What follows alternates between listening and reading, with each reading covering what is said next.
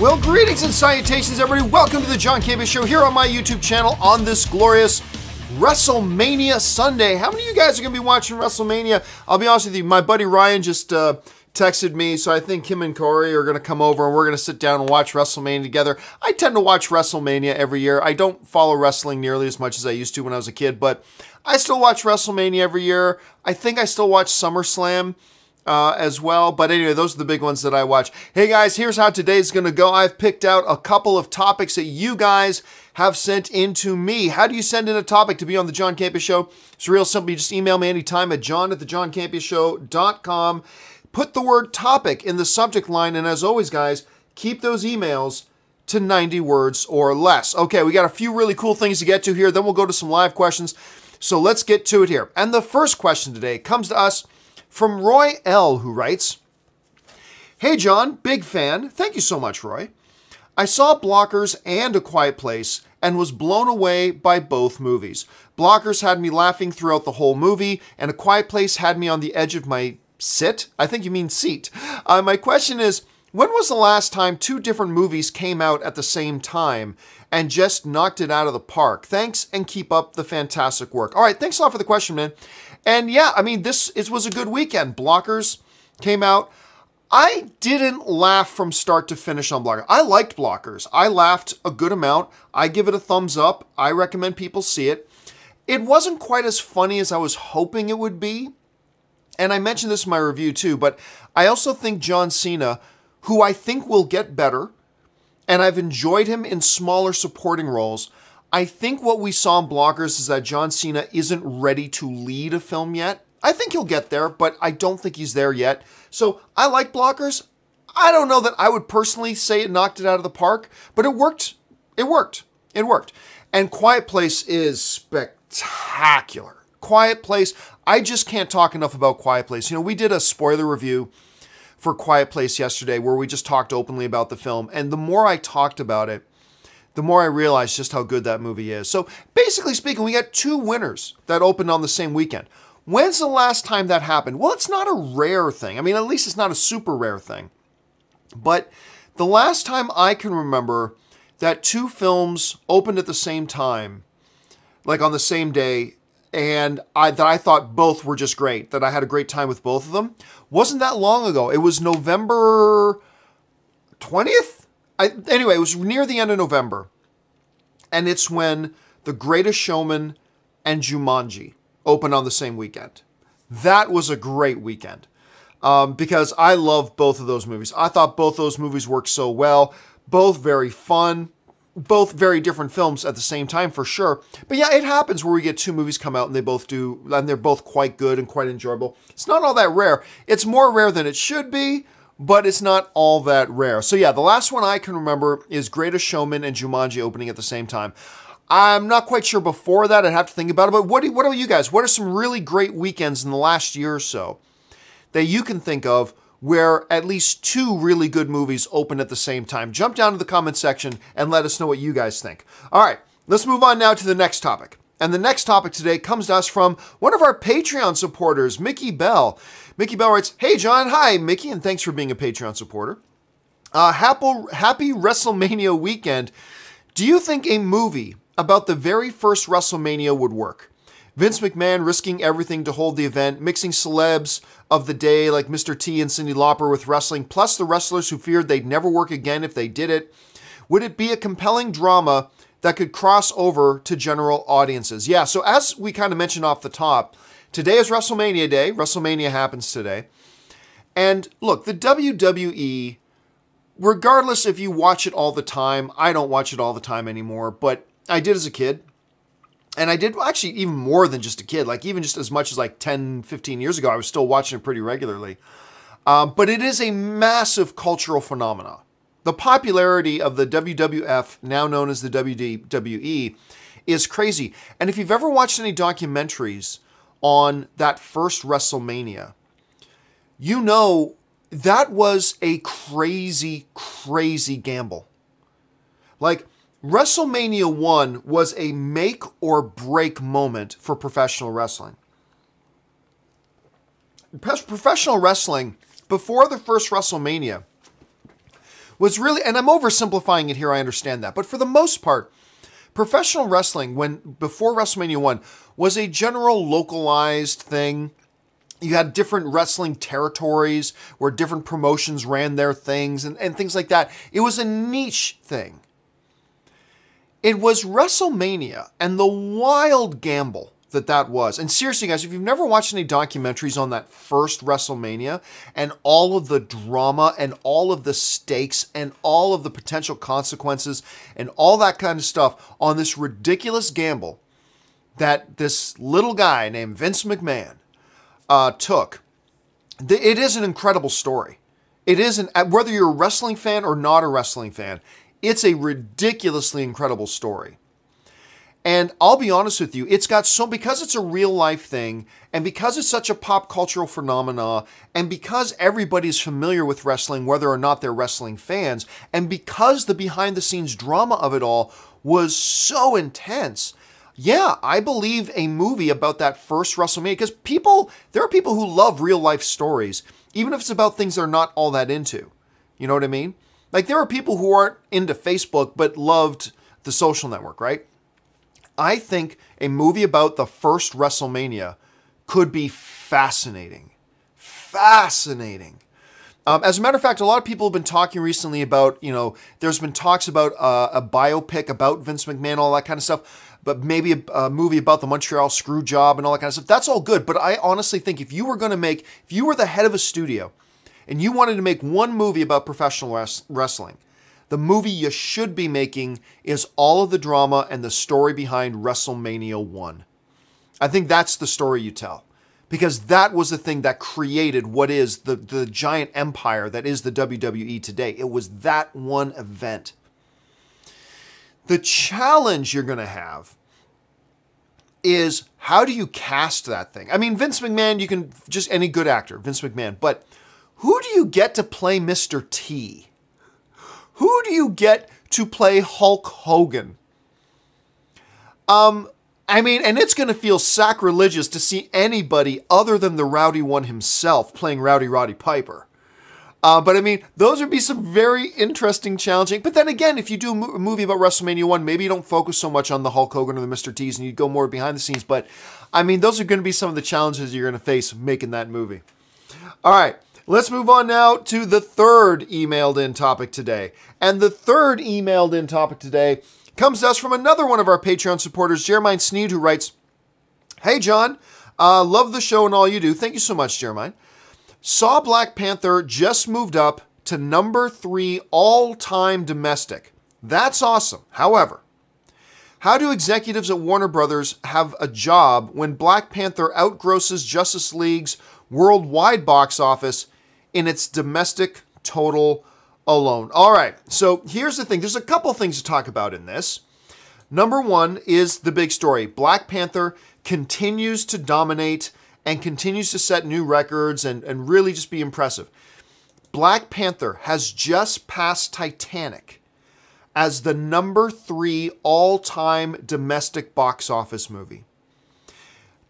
Domestically alone, Black Panther has made $665 million domestically alone. That is crazy. As we mentioned, last week, we talked about how it passed Jurassic World. Now it's past Titanic. Black Panther now only sits behind Star Wars: The Force Awakens. That has $936 million domestically. That's a record that will probably never be beat. But number 2, Avatar at $760 million domestically. And now you've got Black Panther in the number 3 spot all time. Absolutely nutso. Now, Black Panther is also now sitting just shy of it's just a little bit short of $1.3 billion at the all-time box office. That means worldwide, it is in the top 10 all time. It passed Frozen to take the number 10 spot all time worldwide, sitting just behind Star Wars: The Last Jedi in number 9. Then you get Avatar at 2.7. That's going to be a while before that record ever gets touched. Now, that brings up the other thing. And the other thing is about Justice League. So Justice League worldwide, okay, Not just domestically. I mean, domestically, Justice League made $229 million. Worldwide, it made $657. That means Black Panther, just domestically, has made more money than Justice League did. And that's worth pointing out. However, let me throw this in there, though. I don't know, when you're asking, like, how do people, Warner Brothers, still have jobs when Black Panther makes that much? Well, here's the thing, though. What does Warner Brothers have to do with the success of Black Panther? I mean, really. I mean, hey, it is an interesting anecdotal thing to look at. It is absolutely a valid thing to look at. Black Panther's domestic outgrosses Justice League worldwide. That is totally worth discussing, whatever. It absolutely is. However, what does Warner Brothers or the executives of Warner Brothers have to do with how much success Black Panther had? What has that got to do with anything? I mean, yes, it does highlight again that Justice League did not do nearly as well as it should have, sure. But really, I think it's more of a testament, not to the failure of Justice League, but to the success of Black Panther. This is really more of a story about the success of Black Panther. Because listen, to be fair, domestically, Black Panther has made more than a couple of Marvel movies have worldwide too. Like, yes, it made more domestically than Justice League did worldwide, but I mean, to be fair, Black Panther's so successful, it's made more money domestically than a couple of Marvel films made worldwide. I mean, domestically, Black Panther has made more money than Ant-Man did worldwide. Now, granted, Justice League should do a whole hell of a lot better than Ant-Man, granted, but still. Again, it just goes to show that this is really a story, and where we should be focusing our attention here is that on the success of Black Panther. Unfortunately, does the success of one thing cast a spotlight on maybe the failure of some other things? Sure, but I still think the big story here is not the failure of other things, it's the success of Black Panther. Because to be fair, the success of Black Panther is making a lot of other movies look like failures, even movies that are not failures at all. I mean, they're putting a lot of movies to shame, for heaven's sakes, right? So this is a story, I think, about the success of Black Panther, not the failure of other films. Not the failure of Ant-Man. Ant-Man's not a failure just because it didn't make as much worldwide as Black Panther did domestically. Because Black Panther's made an insane amount of money domestically. Justice League isn't a failure because it didn't make as much worldwide as Black Panther did worldwide, or as Black Panther did domestically. A lot of films haven't made as much money worldwide as Black Panther did. Yes, you can make the argument, it's Justice League, it could have been a $2 billion film, yada, yada, yada. Yeah, I get all that, but still, I think we should keep the focus here on the fact that this is a story about the success of something. That doesn't necessarily mean other things should look worse. It's totally worth talking about anecdotally, it is, and it does put things in perspective. But really think about that. We should be talking about, I think, it's fair to compare the two, but I think in comparing the two, the story is, when you put it in perspective, it really makes you appreciate how successful Black Panther is. Not when you put it in perspective, it really highlights how much of a failure Justice League is. And it's fair to look at them both ways. I just think the bigger story here is the success of Black Panther. That's just my opinion, though. But it is a crazy number. It's an absolutely crazy number. So, yeah, we'll see how that thing keeps transpiring as we go. All right, guys, that'll do it for the emailed in questions today. Now, just for the rest of today's Sunday, we're going to go in and take some of your live questions. By the way, I'm going to let you guys know, Star Wars Talk makes its return today. It's going to be a little bit later this afternoon at 1 p.m. Pacific Standard Time. That's 4 p.m. East Coast time. We're going to do Star Wars Talk. Make sure you come on back and join me at that time as well. Okay. Let's dive into the live questions that you guys have been sending in here. And the first live question comes to us from Tyler Bateman, who actually didn't even send a question. He just sent in a super chat to support the channel. Thank you so much, Tyler. Appreciate that. Next one comes to us from Ben Rayner, who writes, would you call The Sitter with Jonah Hill a reimagining of Adventures in Babysitting with Elizabeth Shue? Both movies have very similar beats and plot and story plots. Only Sitter has the gender swap. It's funny. I've heard that question brought up a couple times. I'll be honest with you. I found very little similarity between the two films. I really did. Look, you got your basic premise, sure. But I mean, the basic premise of this cop murder mystery movie is usually the same as the basic premise of this cop murder mystery movie. You know, a murderer a serial murderer is on the loose and returns, and a cop who's been obsessed with the case has to solve him before the next victim dies. I just described 75 cop murder mystery movies. Like, you couldn't tell me which murder mystery movie I was just describing, because I just described like 75 of them. Is there similarities in the premise? Of course there's similarity in the premise, but I'll be honest with you. Watching Jonah Hill's The Sitter, I didn't find all that. I found it to be a very different movie. I thought it was a very different movie than Adventures in Babysitting. So myself personally, no, I wouldn't consider it a reimagining of Adventures in Babysitting. And for all I know, maybe one of the producers did intend it that way. Maybe, but just as an audience member who sat down and watched both films, I gotta say, I didn't find enough similarities in them to consider one a reimagining of another.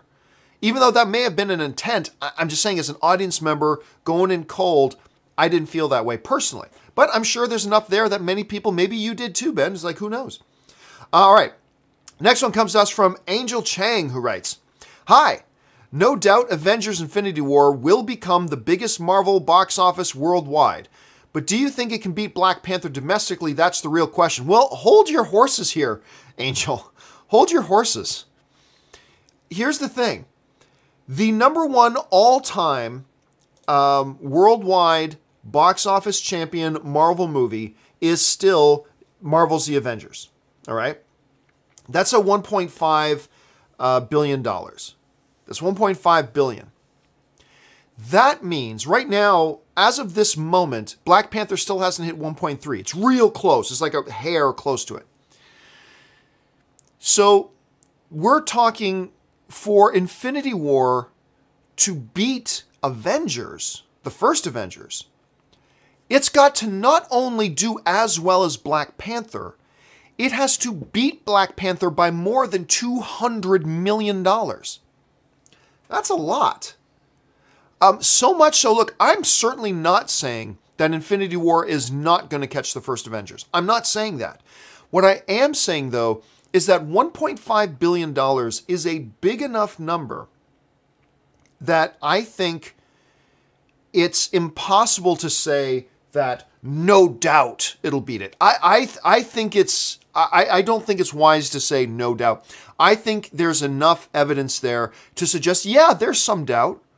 I mean, it very well may catch it. I might even put $5 on it that it will catch it.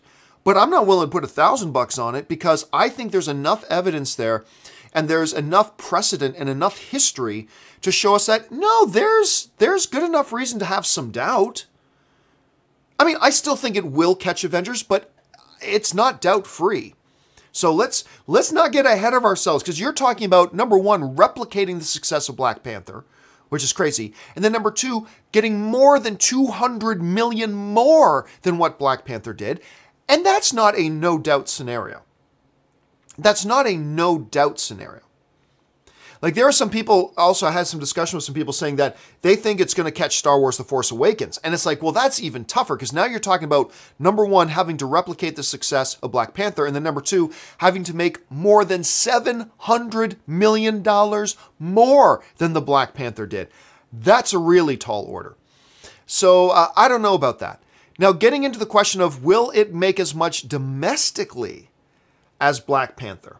That's a really interesting question, because Marvel's Avengers also made in the $600 million range. It made like $620-something million at the domestic box office. Will it make more than Black Panther at $667? Woo! I don't know.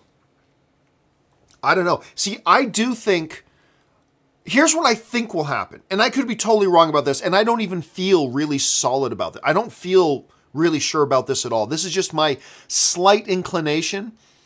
My feeling right now is, just barely, that I think Black Panther will make more than Infinity War domestically, but overall Infinity War will make more worldwide than Black Panther. Again, I don't feel totally solid about that. I mean, Infinity War could blow Black Panther away domestically.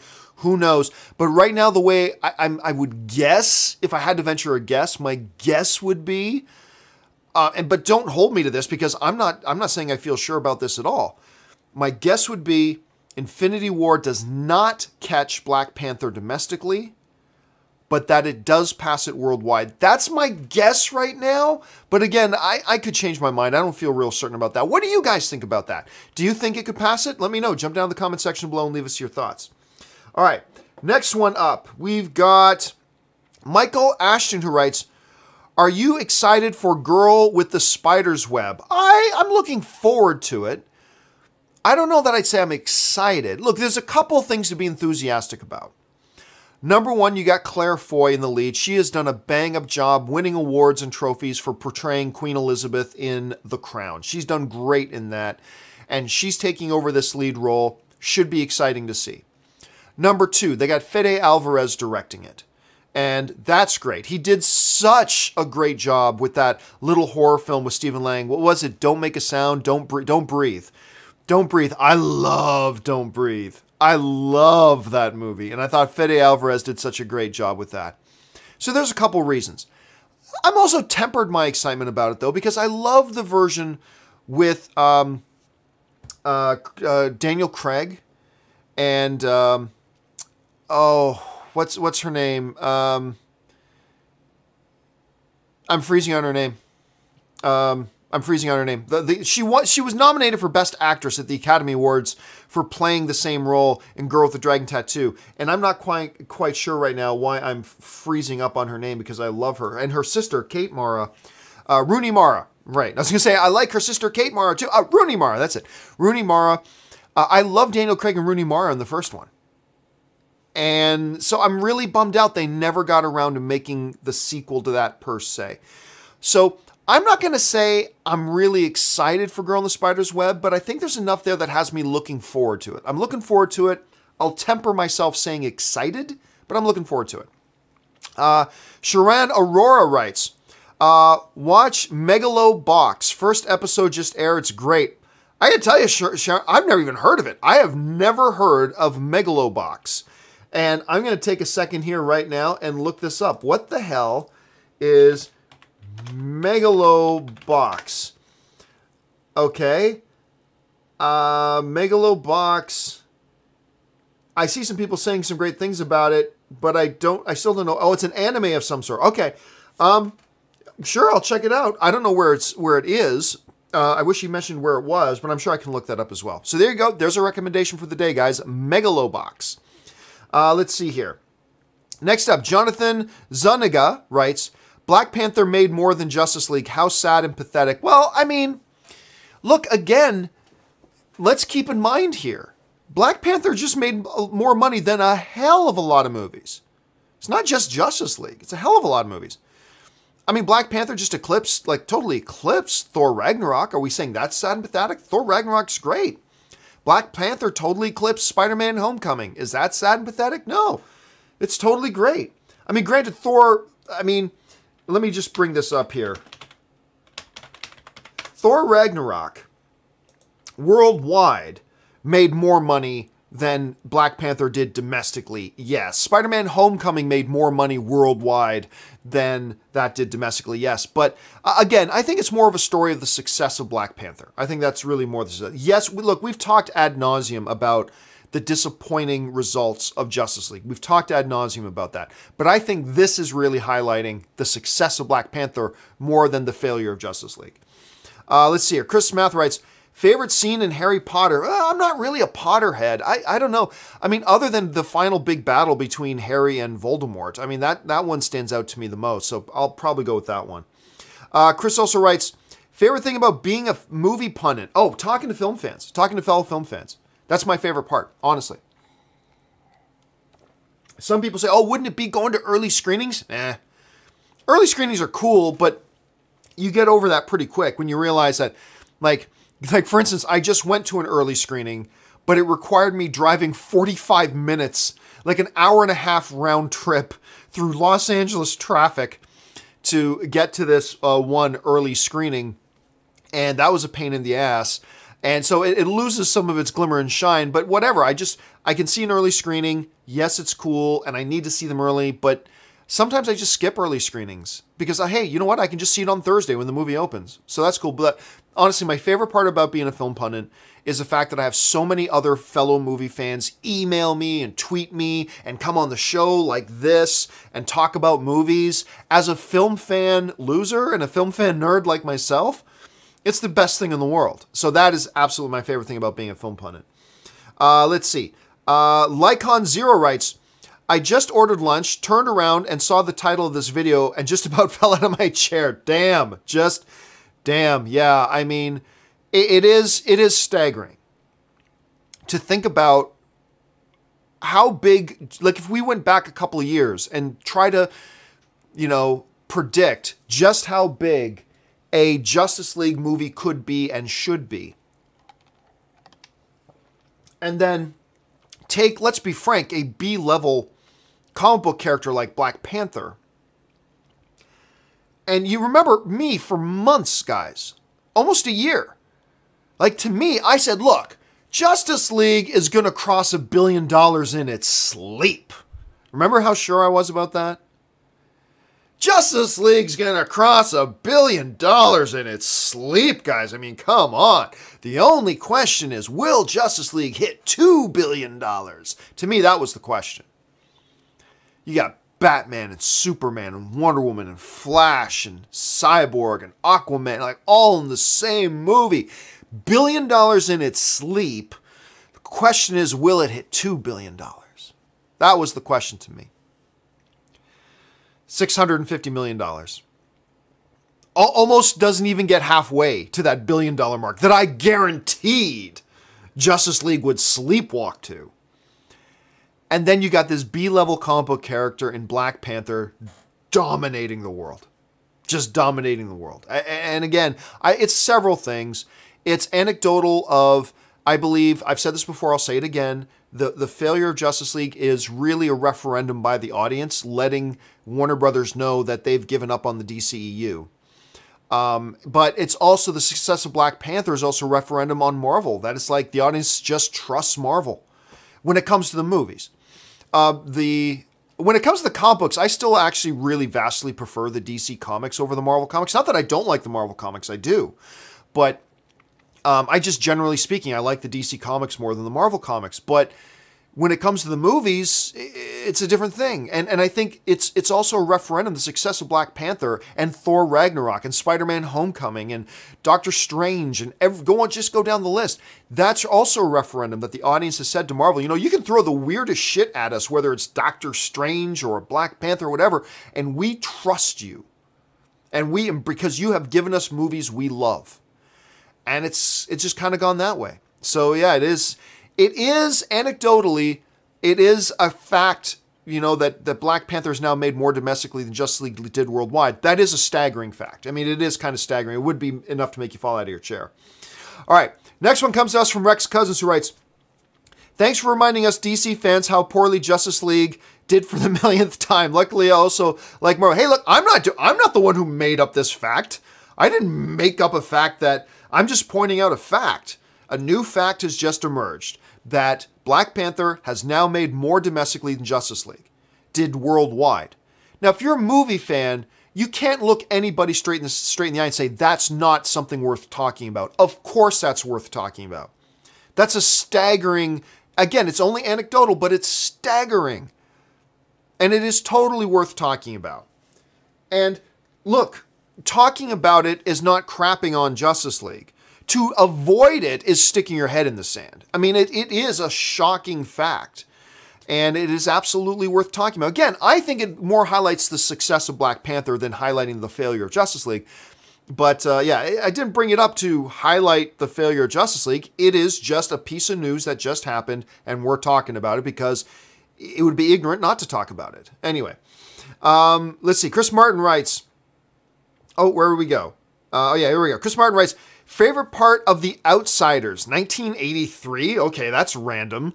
Let's just throw a 35-year-old movie title at you. Okay, so The Outsiders, first of all, really interesting about The Outsiders, when you look back at it, it's not just an all-star cast, it's a Hall of Fame cast. You're talking about Matt Dillon, Patrick Swayze, Thomas Howell, Ralph Macchio, who else? Anyway, there's a ton of great names. And Rob Lowe is in there as well. There's a ton of great names. The scene I think is my favorite, and it's not one that a lot of people talk about, but it's the drive-in scene. The drive-in scene of The Outsiders, it's just the way it's portrayed and the way it's handled. I think that was always my favorite. I think that was always my favorite scene of the movie, but that's just me. Okay. Chris Martin writes, got my tickets for Infinity War movie. Looks awesome. So excited. I also have my tickets. I'm going to go see it on the 23rd. I get to go to the world premiere. Super excited.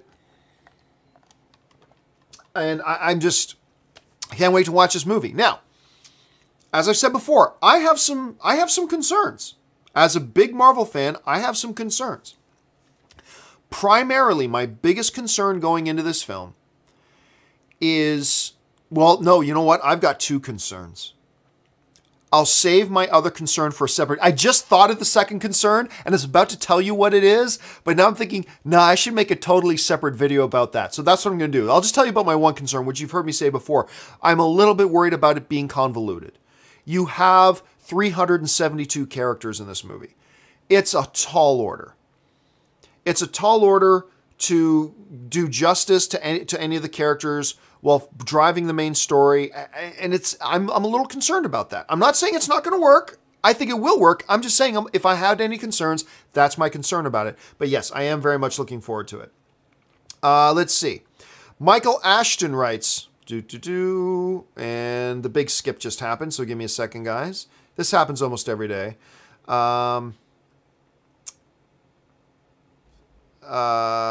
Yep, a whole lot more questions came in. Sorry, guys. Oh, there we go. We caught up now. Michael Ashton writes, let me get him closer to the top here. Michael Ashton writes, have you seen the Before trilogy with Ethan Hawke and Julie Delpy? Yes, I have. It's my favorite trilogy of all time, above Lord of the Rings and Star Wars. I wouldn't do that, but hey, that's the beautiful thing about movies, man, is the pure subjectivity of them. And you know what? You're not alone. I know a lot of people who just adore those movies, and they're great. And for some reason, not a lot of people have watched them. Sunrise, Sunset, anyway. A lot of people just haven't watched them, which is a shame because they are wonderful movies. They are wonderful movies. And you know what? I think even I am guilty. When we get into the discussions about some of the best trilogies ever, even I'm guilty of not bringing it up, and I should. Even for me, it slips my mind.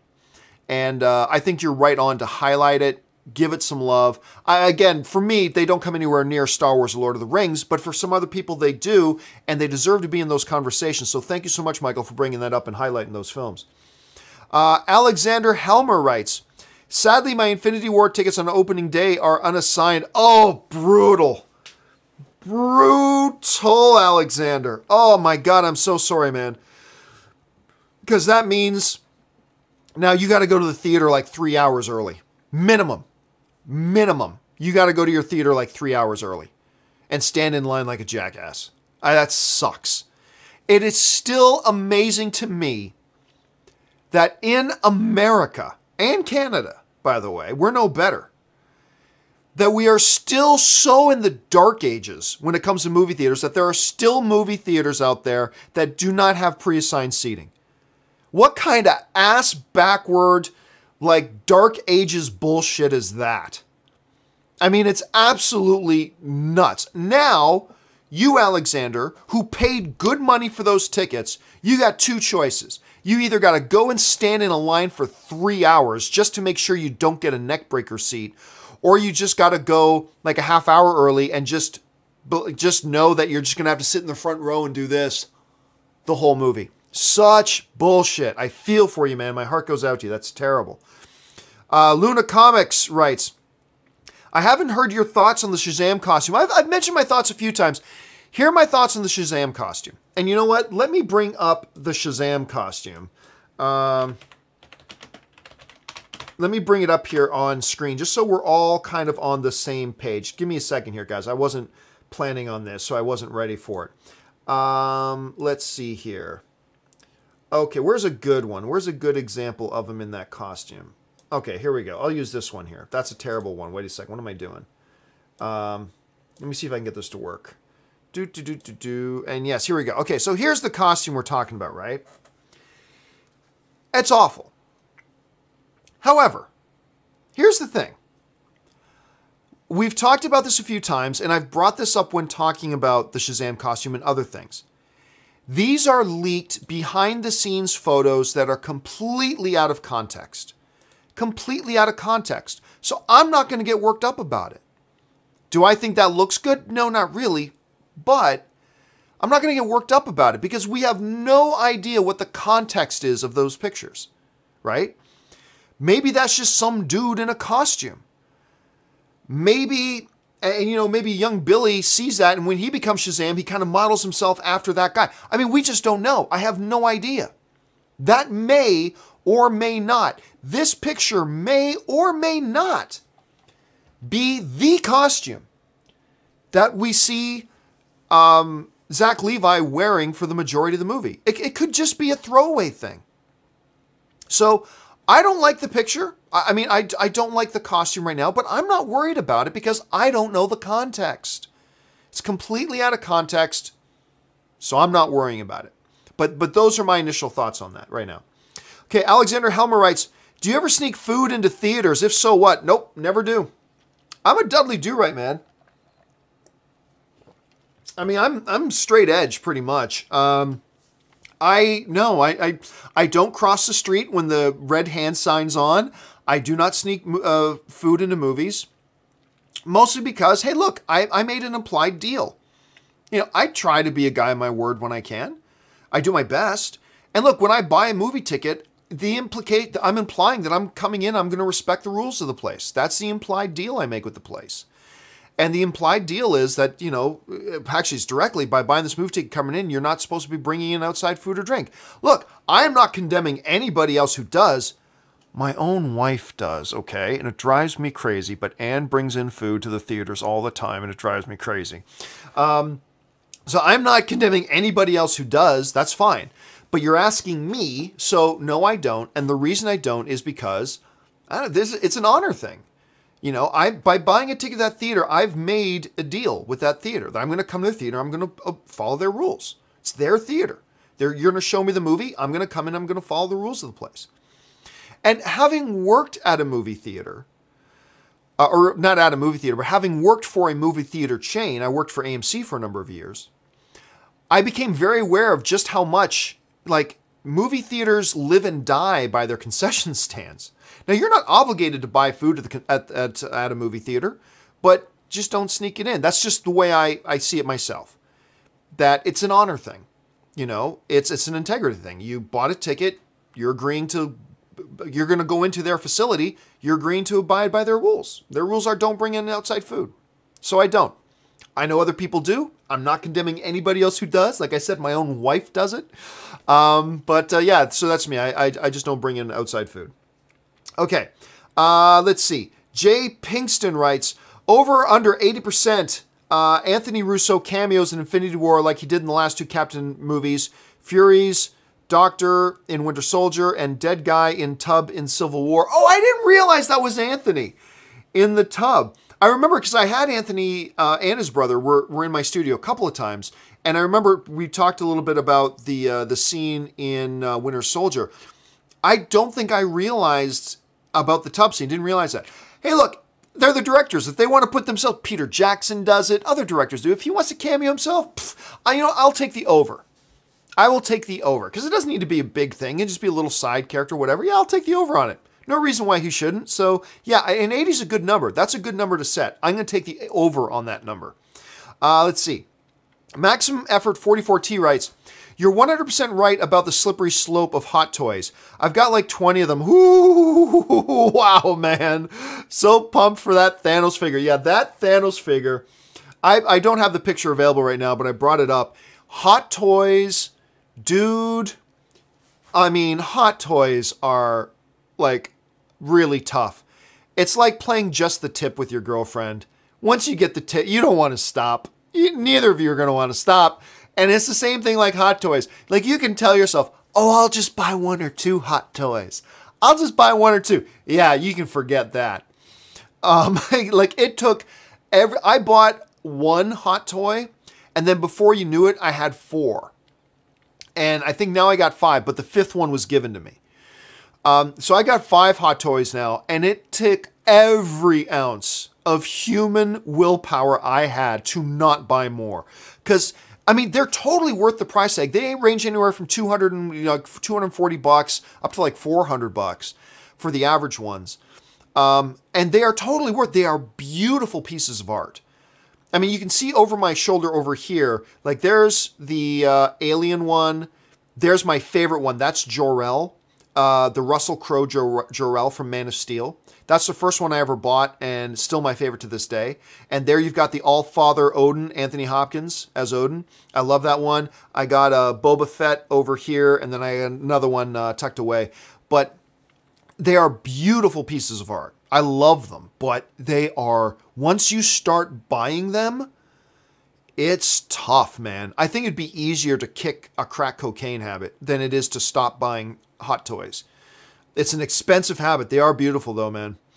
It's like, seriously, when I launched my business, I'm sorry, I know I'm getting off on a side trail here, but when I started my business, because to start doing this solo, I needed to set up an LLC, a limited liability corporation. So I set up a new corporation, got it registered with the government and everything. The name of my company is Carson Drive Media. I thought about leveraging some of my, startup money to buy, just to make the background of my shots just glass cases and buy like 20 or 30 Hot Toys to just fill the cases, right? And I thought I was trying to justify that to myself to do it. Ultimately, I did not, because that would have been a ridiculous expensive thing of money, especially when I already have so many Hot Toys or I have so many Pops and other types of things that I can put behind me. But yeah, it was tempting, man. You are so right about this stuff. And you got 20 of them, man. I don't know how you're ever going to stop. I do not know how you're ever going to stop, dude. All right, next one comes to us from Vincent Phillip, who writes, "What's up, John? I love the show." Thank you so much, Vincent. Watch every time I can. Did you see the release date and new footage for the Spider-Man game on September 7th? No, but I've had a lot of people on recent shows writing into me, like, a couple of our regular guys have been writing into me, mentioning that they pre-ordered the game and that a Gentle Giant Spider-Man figure statue comes along with it. I'm like, what? And that's what caught my attention, right? So I don't have a PS4. I've got an Xbox One. Not that I play it a lot. I mostly play PC games. When I do game, I usually game on my PC. But man, it's the Gentle Giant Spider-Man figure. That's tempting too. So no, I have not seen any of the footage. None of that kind of stuff. But I've been hearing a lot of you guys talking about it, and everybody seems really excited about it, so I might have to check that out. My brother-in-law, Ray, has a PS4, so maybe I'll get him to bring it over, and we can watch it. All right. Justin Ward writes, "Sorry about all my confusion. Thanks for all that you do." No problem. Justin's talking about some private emails he's been sending to me about some confusion about some questions, stuff like that, but we got it all straightened out. No worries, Justin. No worries at all. Rodrigo Ortiz writes, "Who was the first famous person you remember ever meeting?" Mine was, Eddie Guerrero at a Dallas Cowboys game. Eddie Guerrero. That would have been cool. The first famous person I remember meeting, trying to remember when I did. Like, if I'm going to take wrestlers, because I met a number of wrestlers, because a good friend of my dad's owned the big hockey arena in London, Ontario. And he owned the junior hockey team, the London Knights, and the WWF at the time. We used to come and do events there. So I got to go into, get behind the scenes and meet some of these people, sit in the private boxes for the wrestling events. Got to meet Sid Vicious and Coco Beware and Bret the Hitman Hart and everything. So that was cool. You know what? I think the first person I met doing my job was probably Oliver Stone. Because I believe it was Oliver Stone did that 9/11 movie a whole bunch of years ago. I can't even remember. Nick Cage was in it. I can't remember the title of it off the top of my head. But I remember that was the first press junket I was ever invited to, doing my little movie blog. And granted, my little movie blog had been growing by that time, but I think that might have been the first one, not counting the WWE wrestlers. And I'm trying to remember if I did that or if I did my trip to Skywalker Ranch first. I can't remember, but I'm going to say Oliver Stone. Oliver Stone was probably the first one, but Eddie Guerrero would have been a great one, man. James B. writes, I saw A Quiet Place and found myself more scared from the tension made by the actors' performances than the actual monsters. Oh, absolutely. And that's why I mentioned in my review, James, I mentioned that it reminds me a lot of an Asian horror film, because Asian horror films, not all of them, but for the most part, one of the identifying DNA thumbprints of an Asian horror film is that they use the tension and the atmosphere of the movie to create the fear rather than boo monster, although they use boo monster very well as well. But you're right, it was the incredible tension and the acting and the performances and, bottom line, the directing of John Krasinski that really takes that movie to the next level. And I just adore it for that, and I completely identify with you on that, James. Absolutely, I agree. All right, next one comes to us from CT, who writes, marry, fuck, kill with Thor, Iron Man, and Cap. If you marry, you get 3 more movies. Fuck, you get 1 more movie. Kill, you get no more movie appearances. Bring on the filthy. All right. I will go then. For 3 more movies, go Cap. For 1 more movie, go Thor.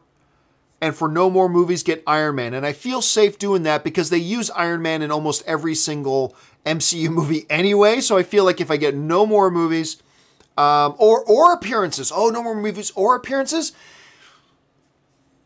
you know what? I'll still go in that order. I don't want to lose Iron Man, but I want to lose Thor even less, and I want to lose Captain America even less, so I'll still keep that. That's a tough question, man. You got to lose one of those. That is a tough one. Good question. But yeah, I think I'll go in that order. Get the 3 more out of Cap, 1 more out of Thor, and no more of Iron Man. And that's tough to say because I would love to get more Iron Man, but you created a very difficult scenario there, CT. A very difficult scenario. All right. We move on now. Justin is a square, great username, man, writes, if Avengers Infinity War breaks the opening weekend box office record, does that signal a pop culture shift of the MCU is what Star Wars was pre-2008? I don't think so. Because look, let's put it this way. I brought this up the other day. And I still don't think Infinity War will break Star Wars The Force Awakens record of like almost 250 million. But even if it does, Black Panther just crossed $1 billion. How long has it been since the last Marvel movie crossed $1 billion? Let me take a look at it here. I'm going to go worldwide, all time. I believe the last one to do it was Avengers Age of Ultron, right? So that's like, what, 7 movies ago? I'd have to count, but I think it's something like 7 movies ago. The last 3 Star Wars movies in a row have all gone over $1 billion. Force Awakens, Rogue One, which is a spin-off kind of. It's a standalone anthology movie, and it crossed $1 billion. And the new one, The Last Jedi, crossed $1 billion. I don't know that Solo is, but whatever. For now, the last 3 Star Wars, the last 3 movies are batting 100%. All of them over $1 billion. Should Infinity War come out, look, Infinity War is going to cross $1 billion. They'll make 2 movies in a row, but I don't think Ant-Man and the Wasp is going to cross $1 billion. And I don't think, so that's going to end the streak right there. So no, even if it breaks that, still today, you just can't get around this fact. These are the facts. The facts are Star Wars has 3 movies in a row that have all crossed $1 billion. It's been like 7 or 8 movies since Black Panther, since the MCU was able to do that. So I'd still say no. I would still say no at this point. That doesn't mean it can't change. That could change. But oh my God, imagine this. If Solo comes out, and I don't think Solo is going to make $1 billion, but let's say it does, just for argument's sake for a moment. If Solo, a Star Wars movie, comes out and crosses the $1 billion mark, okay, worldwide, think about this. That will be 4 films in a row for that franchise that crossed $1 billion mark. The MCU will never do that. The MCU will never have 4 films in a row that cross $1 billion. It will never happen. They're about to get 2 in a row, but then that streak is going to be snapped by Ant-Man and the Wasp. And I don't think Captain Marvel's going to hit $1 billion either. Then Avengers 4 will, and that'll start a new streak. But if Star Wars: A Solo Story does 4, I don't think MCU ever touches it.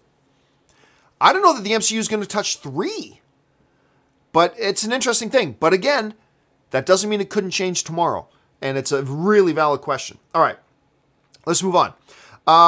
We All Got It writes, hey, John, I hate to bring Dominic Toretto again with Dominic Toretto. I hate to bring Dominic Toretto back up, but I know who is even more unbeatable than him. Alice from the Resident Evil films. I don't know, man. I don't know. Because at least Alice in the Resident Evil film, she gets beat up. I mean, she takes her licks. She wins, but she takes her licks. Dominic Toretto doesn't even take his licks. Dominic Toretto walks into a fight unscathed. He walks out of a fight unscathed. Even against an Apache helicopter throwing 45 missiles at him, he comes out unscathed. It's crazy. It's absolutely crazy. So it is totally nuts. I mean, it's a good one to bring up, the Alice from Resident Evil, but at least there's some explanation behind the Alice, right? Dominic Toretto is just some dude from the neighborhood who fixes cars. But he's the world's lethalest secret agent. Oh my God. And I like the Fast and the Furious movies, and I love me some Vin Diesel. But they way overpower Dominic Toretto in those movies. Like, they have gone way over the top with how overpowered he is in those movies. And again, I enjoy those movies. I like those movies, and I love me Vin Diesel. But they do overpower Dominic quite a bit in those movies. Squar Geek writes, epic Jurassic World dino fight. Blue T-Rex, Aqua Dino versus Hybrid Dino. It's interesting how the T-Rex seems to outsmart the hybrid, and Blue was fearless. If you're talking about are you talking about a fantasy scenario, or we're talking about the actual Jurassic World? Blue T-Rex, Aqua Dino versus Hybrid Dino. Oh, well, okay, so I see what you're saying. Like, in succession, that happened. Let's see. It's interesting how the T-Rex seems to outsmart the hybrid, and Blue was fear. Well, yeah, Blue is a velociraptor, right? Like, we even saw in the first Jurassic Park movie when they're inside the facility and the T-Rex shows up, right? And you'd think the T-Rex shows up and the velociraptors would have turned tailed and ran, right? But they don't. They go right at the T-Rex. So yeah, in the Jurassic Park movies, the velociraptors are portrayed as pretty much fearless, right? And so it's no guess, there's no strange thing that Blue was fearless as well in Jurassic World.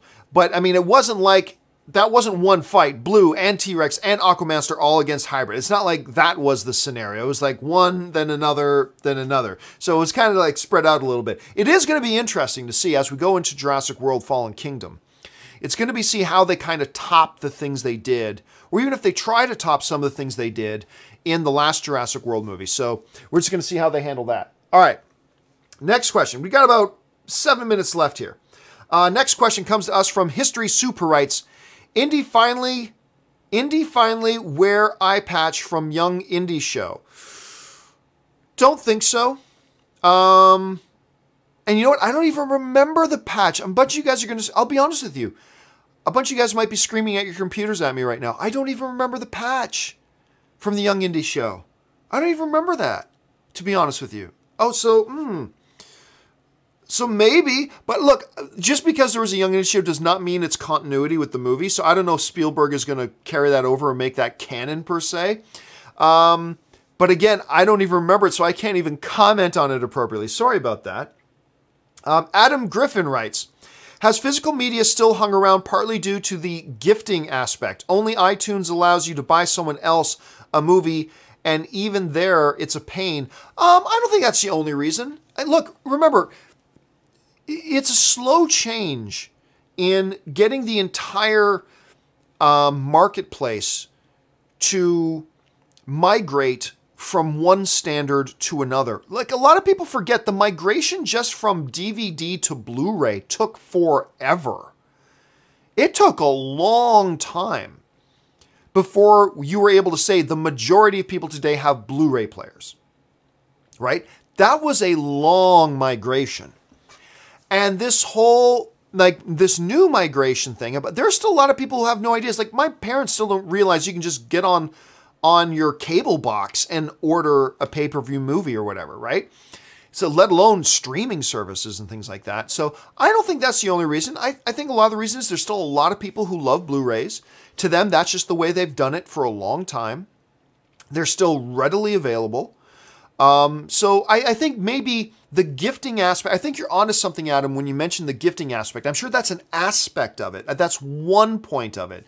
But I think there are other more significant points as well to it. I don't think that's the only thing. Let's see. Next one. Micah T writes, did you notice Klaus's arm made the same noise as Iron Man's repulsors? Oh, you know what? I think I did. I don't know if we're right. I don't know if you and I are right about that, but I remember when he shot it off, I remember thinking, oh, that sounds like that, which would make sense, I guess. But I don't know. I've never gone back and taken, that scene from Black Panther and compared it side by side to one of Iron Man's, shooting off his thing to see how well it compares. So I've never actually checked it out, but I remember the thought did occur to me. Luke JNGS just sends in a supportive super chat. Thank you so much, Luke. Square Geek writes, love Black Panther, but I wish a fight choreographer from a movie like The Raid would have handled the fight scenes. I cringe every time I see that last fight scene. I don't know. I still disagree with people about that. The one part to me that was a little cringy was them fighting as they were falling. But to me, once they got on the ground, I thought the fight was quite good. I mean, not The Raid level, but that's look, we shouldn't be comparing it to The Raid because The Raid is like gold standard kind of stuff. So you don't compare every movie that comes out to The Godfather, right? But I thought the fight, once they got to the ground, was actually pretty good. Completely agree with you, though, about it being cringy as the fight they had as they were falling, right?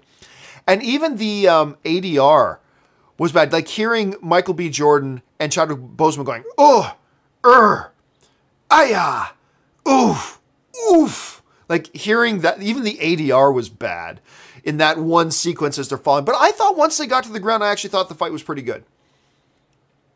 So anyway, that's just me. But look, if you're going to compare any fight sequence to something like The Raid, 99% of the fight sequences are going to look bad. So, I mean, there's a little bit of difference over there. Let's see. Andrew Oldman writes, or Old Ham writes, hey, John, could you do an Oscar-nominated drama about Jane Fonda's Hanoi trip, or would that be too controversial for Vietnam War veterans? I'll be honest with you, Andrew. I don't know enough about it. I mean, I'm barely aware of that. So I really don't know anything about it to be able to give, intelligent commentary on whether or not you could do something like that. And then even if you do it, it all depends on how do you handle it, right? So it reminds me a lot about the question about, can you do a Michael Jackson biopic, or would that be too controversial? Well, then it all depends on how you handle the Michael Jackson biopic.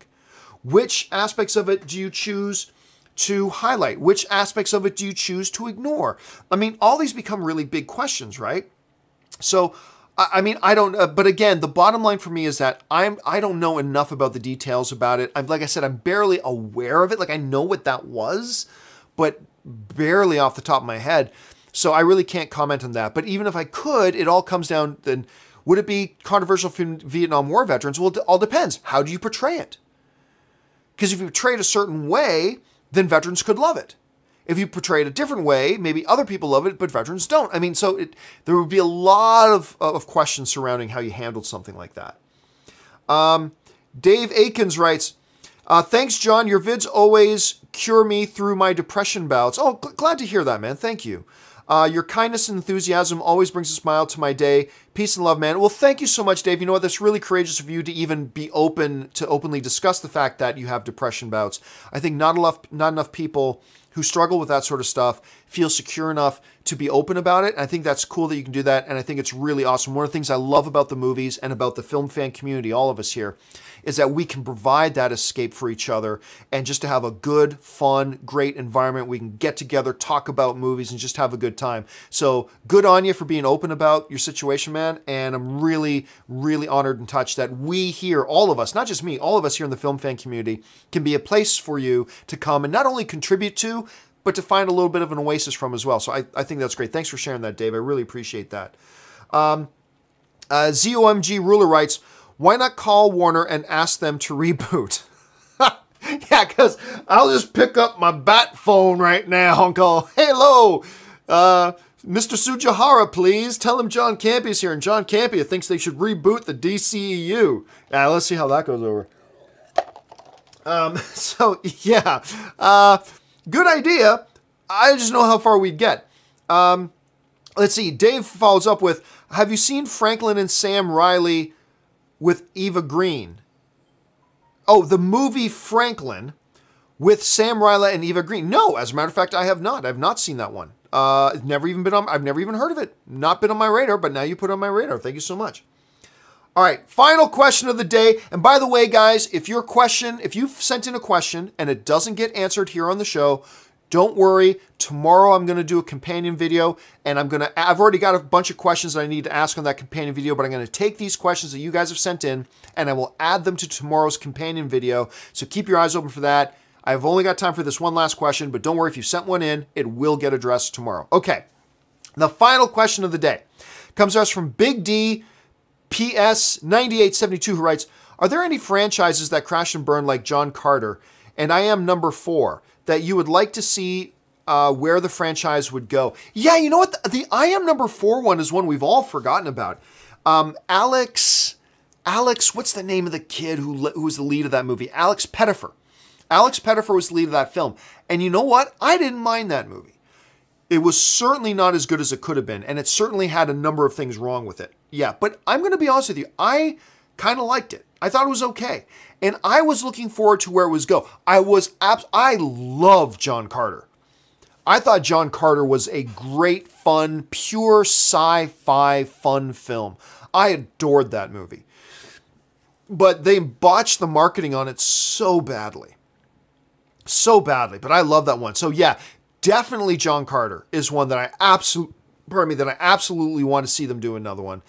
And I was curious, like I didn't love I Am Number 4, but I was curious to see where they would go with it, but I just didn't do well to justify it. Another one I would be interested to see where it would go. Can't think of any off the top of my head right now, but yeah, but I really like the two examples that you gave. Okay, guys, that will do it for today's installment of the John Campea Show, the little weekend edition. We take things a little bit more laid back, relaxed, and casual here on the weekends. Thanks a lot for joining me, guys. Listen, don't forget, we're going to be back tomorrow. And listen, also don't forget, I gave you guys a homework assignment.